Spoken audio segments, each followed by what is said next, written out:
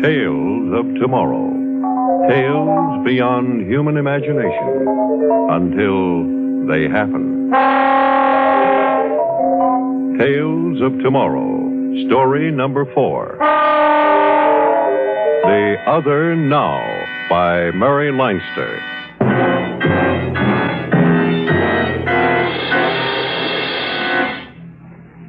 This is your host, Omentor, saying hello for ABC. Look at your watch, but don't take it too seriously. If it's a few seconds after 9 p.m. Eastern Standard Time, in California, it's 3 hours earlier. In London, it's 2 o'clock tomorrow morning. And in Japan, it's almost tomorrow afternoon. What time is it right now on the planet Saturn? A silly question? I wonder. The point is, time is a clock with many faces. Your time is not necessarily anyone else's, and what we think of as the present is only relative. Let's prove that thesis with a remarkable tale from Galaxy, the science fiction magazine, a most timely story titled The Other Now.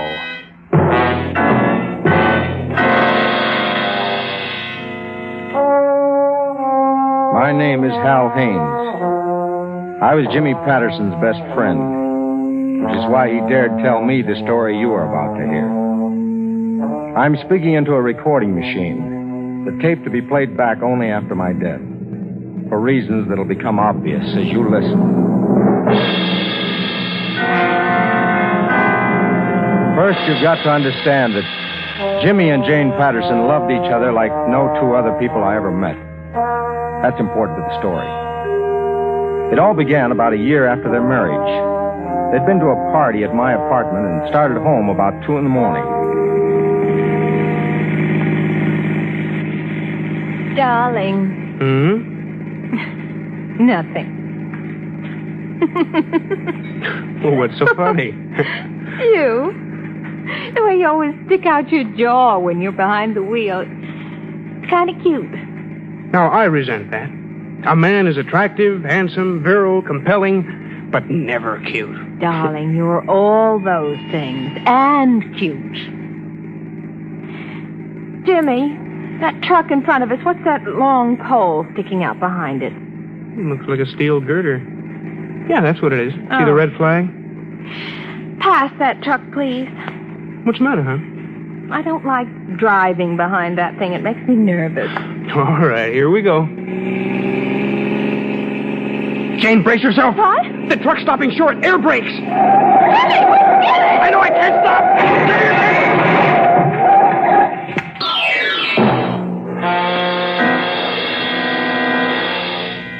Jimmy phoned me from the hospital. When I got there, the doctors told me about Jane. Death had been mercifully swift. Jimmy was sitting on a bench in one of the corridors, his face buried in his hands. Jimmy. Jim, it's me. Did they tell you? Yeah. What can I say? Oh, hell, she's gone. She's gone. I know. It happened so fast. A freak accident doesn't make sense. I know. Listen, anything I can do. 1 minute she was beside me alive, and the next minute... Hell, why did it have to happen this way? Why couldn't it have been me? The next 3 months were bad. At first, I feared Jimmy might do something desperate. But soon the torture of being alive while Jane was dead slacked up until, from an intolerable agony, it became a dull, ever-present ache. The worst moment was coming home from work to the empty apartment. So Jimmy arranged always to have the cleaning woman there. It was better than nothing. On the night the thing really began, Jimmy came home from work with the usual hopeless ache in his heart. Putting the key in the lock, he thought, if only Jane were there to meet him. If only by some miracle. But there were no miracles, he knew that. He unlocked the front door, opened it, began to walk in, and crashed against the door. It was closed. He just opened it, but it was closed. Jimmy's first impression was that his brain was playing tricks on him. Had he really opened that door? It seemed to him that he had, but in his confused state of mind, he couldn't be absolutely sure. He unlocked the door again. Or was it again? Opened it and walked into the apartment. The cleaning woman, Mrs. Mooney, was in the living room. Hello, Mrs. Mooney. Oh, Mr. Patterson. How do you feel today, sir? Fine, thanks. You didn't sleep again last night, sir. Of course I did. When I came in this afternoon, the bed was still made up, just as I'd left it yesterday. I fell asleep in the armchair. Please stop checking on me, Mrs. Mooney. I don't want you to think of it that way, Mr. Patterson. But you haven't been yourself since the Mrs. Well, what I mean is, I'm worried about you. There's nothing to worry about. Anyone phone while you've been here? Mr. Haynes called. What did he want? Said he hadn't heard from you for a couple of days. Want you to call him back, sir. Thanks, I'll do that. Anything else? Yes. I found this carton of cigarettes in the missus' desk. Those are Jane's. Yes, sir. Must have overlooked them when I cleaned out the desk. What should I... Throw them out. Oh, no. No, just a second. Put them back in the desk. All right, sir. Before you do that, Mrs. Mooney, there's something when I ask you. Did you hear me come in just now? Yes, sir. Well, did you notice if I opened the front door once or twice? Why would you open the door twice, sir? I don't know if I did. That's what I'm trying to find out. Did you hear the door open twice? I really couldn't say, Mr. Patterson. Oh, think back. Try to remember. Well, you did open it twice, sir. Are you sure? I think so, but maybe I just imagined it. You don't look so good, Mr. Patterson. You ought to take a nap before dinner. I'm all right. No, you aren't. I think... Please, Mrs. Mooney, stop fussing over me. Just leave me alone.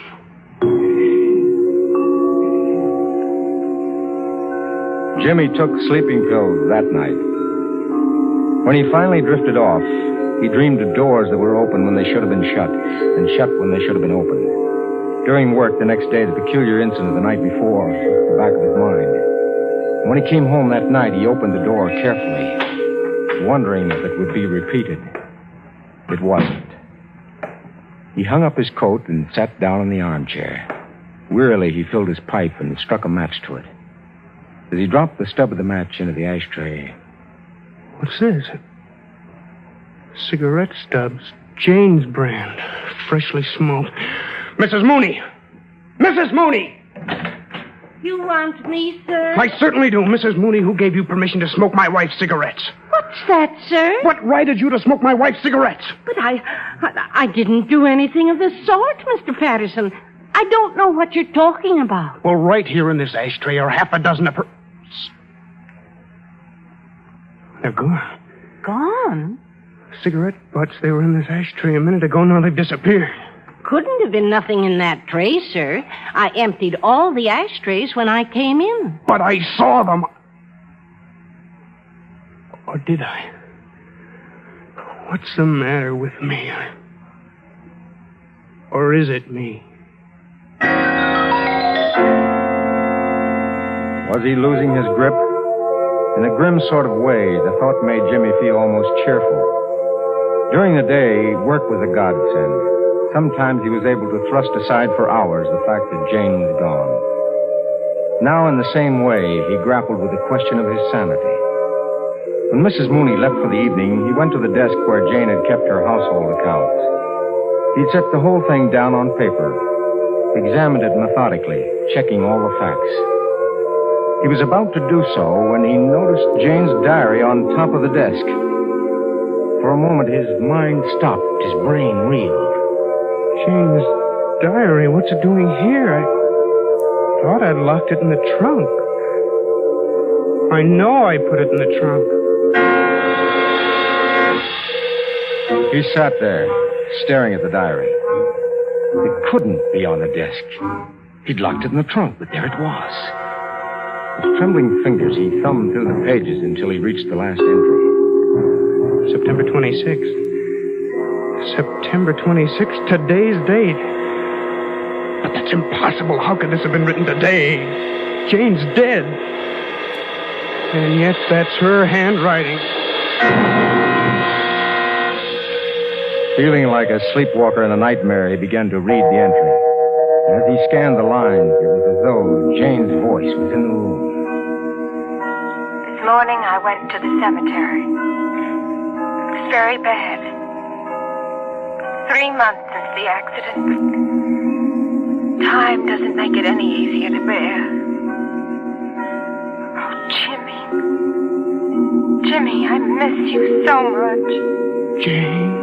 I'm developing a personal hatred for chance. Chance, luck, whatever it is, it's not an abstraction anymore. It was chance that killed Jimmy. It could have been me instead, or neither of us. Standing over Jimmy's grave today, I realized that. And it was almost more than I could stand. She's alive. She wrote this. She thinks I'm the one that's dead. Taking a pen, Jimmy began writing desperately under Jane's entry in the diary. Jane, where are you? I'm not dead. I thought you were. In heaven's name, where are you? After that, Jimmy's mind went blank. When he came to his senses again, he was sitting at an empty desk. No diary on it, and no pen between his fingers. Where is it? That diary, where is it? Oh, I must have dreamed it. Fallen asleep in the chair and dreamed it. No, it was here. I could swear it was here. I wrote an entry underneath Jane's. Or did I? Am I imagining things? I've got to find out. There must be some way to get to the bottom of this. The next morning, Jimmy bought a small camera with a flash bulb attachment. That night, when he came home from the office, he had the camera ready. He unlocked the door and opened it. Then, before he walked in, he put out his hand and struck wood. The door was still closed. He stepped back, quickly aimed the camera at the door, and snapped the shutter. The glare of the flashbulb blinded him for a moment. But when he was able to see again, the door was open. That you, Mr. Patterson? Yes, it's me. I thought I heard something. I was just taking a picture. A picture? Look, Mrs. Mooney, are you finished with your work? I thought I'd just get the laundry together and take it out with me. Let that go until tomorrow. Good night, Mrs. Mooney. Jimmy waited impatiently until the cleaning woman was gone. Then he moved the film in the camera and put in a new flashbulb. Walking to the desk, he hardly dared to hope the diary would be there again, but there it was. Open, with a ruler across the pages to keep it so. He saw yesterday's entry and his own message. And beyond that was more writing in Jane's hand. Jimmy, darling. When I opened the diary today, I found a message from you, as though you were alive. I know that can't be. It's all imaginary, wish fulfillment, and I'm crazy to answer you, but please, darling, if I am sane and you are alive somewhere, tell me where you are. With all his being, Jimmy wanted to write his reply. But he was afraid to spend the additional time. He aimed the camera at the diary and pressed the shutter button for the second time. The diary. It disappeared again. Where did it go to? Where did it come from in the first place? What's happening here? Wherever that diary is, that's where Jane is. I've got to find her.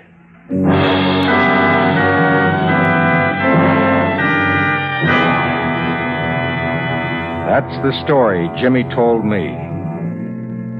Now, I'm a lawyer, trained to take testimony. I mention the fact because I want it understood that I have not colored the story in any way. I've told it exactly as Jimmy told it to me, flatly and baldly, without any attempt to make it sound reasonable.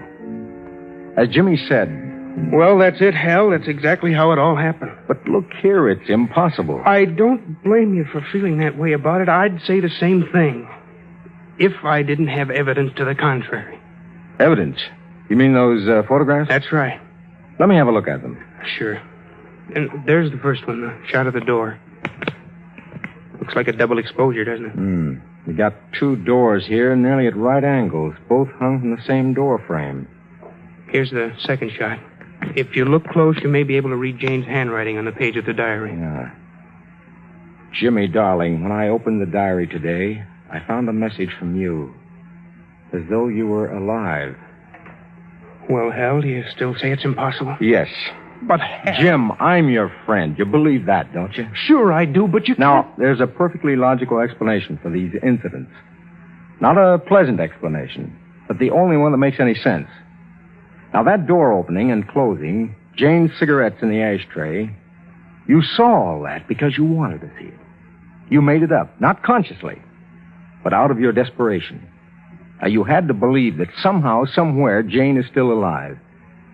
I do believe that, Hal. But, man, can't you see you're kidding yourself? If so, how do you explain the photograph of that door? Trick photography. You covered half the film and exposed with the door closed. Then you exposed the other half of the film with the door open. Maybe an expert photographer could do that, but I never even owned a camera until yesterday. Look, you followed directions when you took those shots, didn't you? Yes. Well, then you must have been following directions when you took that trick shot of the door. Okay. But how do you explain the second photograph? The one with Jane's handwriting. Now, you were Jane's lawyer. You'd recognize her handwriting, wouldn't you? I suppose so. Look at that photograph. Isn't that Jane's handwriting? Looks like hers, but it could be a forgery. Forgery? But who would want to forge? You would, Jim. That's right. Now, I had a client once, a girl. She accused a man of beating her up. She was absolutely sincere. She really believed it. But her own family admitted that she'd made the marks on herself. And the doctors agreed that she'd unconsciously blotted the memory of doing it out of her mind afterwards. You think I forged all this unconsciously? But what other possibility is there? Remember the accident, Hal. Now, we came up behind that truck. When we skidded into it, the girder could have hit me, or Jane, or neither of us. What does that prove? It was pure chance that Jane was hit. It could have been me. If it had been me, Jane would be living in the apartment. She might very well have written that entry in the diary, isn't that so? What's the point? The point is this. There are a lot of possible futures. When today was in the future, there were a lot of possible todays. The present moment is only one of any number of presents that might have been. Now, that night before the girder came through our windshield, there were 3 possibilities. One in which I was hit, one in which neither one of us was hit, and one in which... Well, you do see what I'm getting at, Hal. Are you really suggesting there's more than one present? That in some other present, Jane is alive and you're the one that's dead? That's it, Hal. Some other dimension in time or space through which Jane and I had managed to communicate. But how? Well, it's beyond me, but there must be some scientific explanation. Oh, Jim, you aren't serious. Why not? Before the atomic bomb exploded, all reasonable people said atomic energy was preposterous. Every new discovery, every new step forward is preposterous. Until it happens.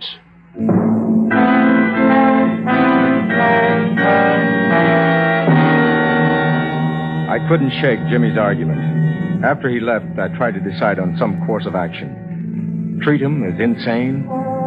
But he was my friend. Besides, his delusion wasn't dangerous, not even to himself. I decided to wait for developments. One evening, about a week later, Jimmy and I had dinner together. He seemed to be in good spirits. He looked over the menu. What are you going to order, Hal? A steak. Me too. Well, what's new, Counselor? Well, I was about to ask you that. Have you had any more communication with Jane? Oh, sure, we write each other notes every night. And by the way, I was right, Hal. Jane agrees there is more than one present. Now, in the present I exist in, Jane was killed. But in her presence, I'm the one that's dead. Oh, look, let's not get into that again. Well, I don't mind talking about it. Now that I know Jane's alive, life is bearable. Matter of fact, there's only one drawback. Only one drawback, huh? What's that? Well, now that Jane and I have found each other, we'd like to get together. Someday we hope to be able to bridge that gap. Isn't that rather far-fetched? No. Now, sometimes when Jane and I are writing notes to each other, both of us can feel the barrier between us wearing thin. Once it seemed to me that we actually touched hands. But I wasn't sure. Jim. Oh, Jim. What's the matter? Oh, nothing. Go on with what you were saying. I let him go on, describing what he wrote to Jane and what she wrote to him, and how they both yearned for the time when the barrier between them would disappear and they'd be together again. That continued for several weeks. Then one night as we were sitting in the park... Al, remember what I told you about the barrier wearing thin? Sure, yeah. Well, Jane and I were pretty close now. I'm almost certain I saw her in the living room last night. Jimmy. She disappeared before I could get to her. If I could only put my hands on her, if I could touch her just once. Jim, you've got to stop this. What? Do something about these hallucinations. Hold on, Hal. Don't you see they're progressive? It started with seeing notes and cigarette butts, and now you're seeing people. You trying to tell me I'm losing my mind? No, but I think you ought to have a talk with a psychiatrist. With the proper treatment, those hallucinations would disappear. But if you don't get help, I don't need any help. There's nothing wrong with me. My contacts with Jane are not hallucinations, and I can prove it. How?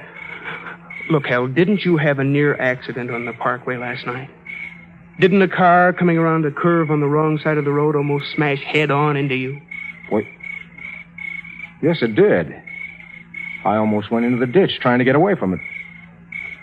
How did you know that? Jane told me. Jane? She said that in her time channel, a crash killed Tony Shields. You mean Tony Shields was the driver of that other car? That's what Jane says. But it's impossible. There, Jane doesn't lie, Al. Why don't you check with Tony?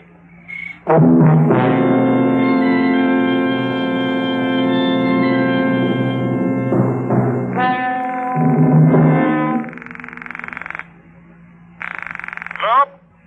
That you, Tony? Yes? This is Hal Haynes. Look, Tony, there's a little thing that's been bothering me. I'd like to ask you about it. Were you driving your car on the parkway last night? Yeah, I was. You're sure it was last night? Well, sure, I'm sure. Why, what's up, Hal? Well, did you almost run into another car coming around that curve near Hawthorne? Oh, that's right. Oh, say, Hal, how'd you know that? Hal, are you still on the line? Did you hear me? Yeah. Yeah, I heard you. I was the driver of the other car, Tony. Well, I'll be hanged. Talk about a small world. Say, Hal, I owe you an apology. I was on the wrong side of the road. Must have scared you half to death. Yeah, you certainly did. I'm sorry, Hal, but there's one thing I don't get. It was pretty dark last night. How'd you recognize me? Well, I wasn't quite sure. That's why I phoned.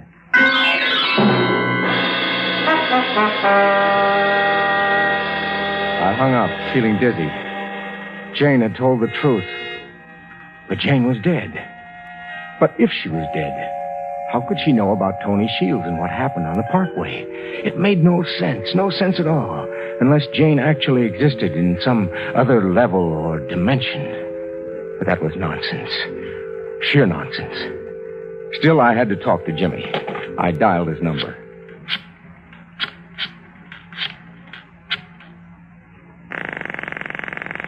The phone rang a number of times.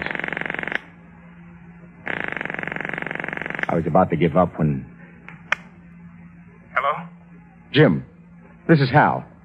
I got to talk to you. Not now. I'm very busy. But this is important. I just spoke to Tony. Please, Hal, hang up. All right, I'm coming over to your place. No, you can't do that. I don't want you here now. Hal, Jane and I are very close. The barrier's getting thin. Paper thin. We've touched each other again. When did this happen? Just now, before you phoned. We're hoping and praying that the time barrier is about to break. But it can't. What would happen if you turned up where she is, or if she turned up here? I don't know, but we'd be together, and that's all we care about. Oh, but Jim, listen to me. Up. She's here. What? She's come through the barrier.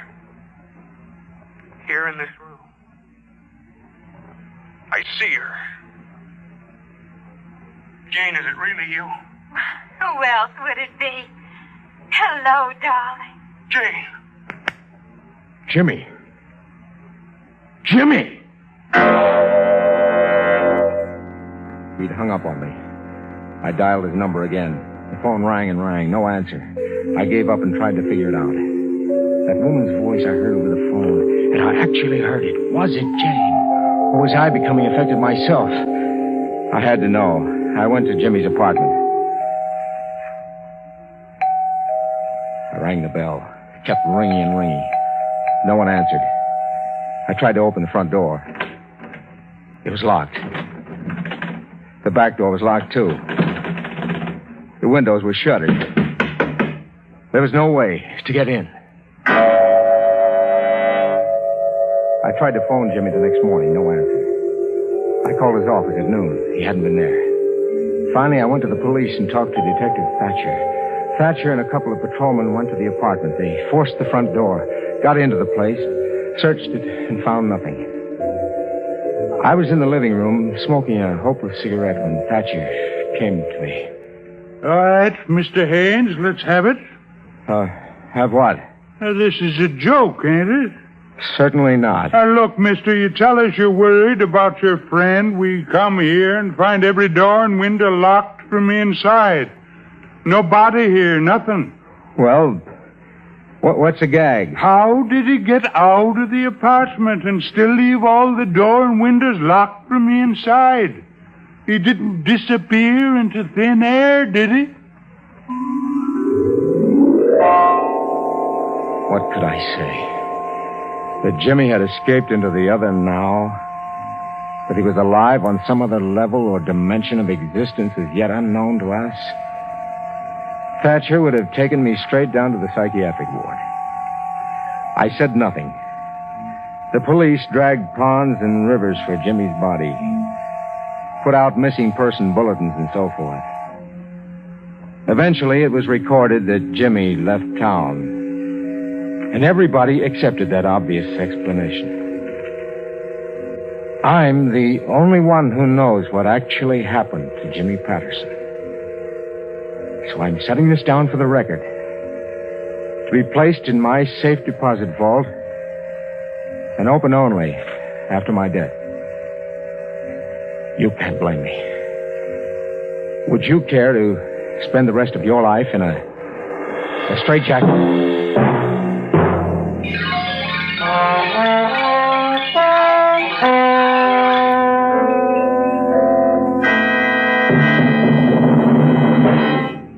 That's it. The Other Now by Murray Leinster. Thanks to Galaxy, that wonderful science fiction magazine now in the stands.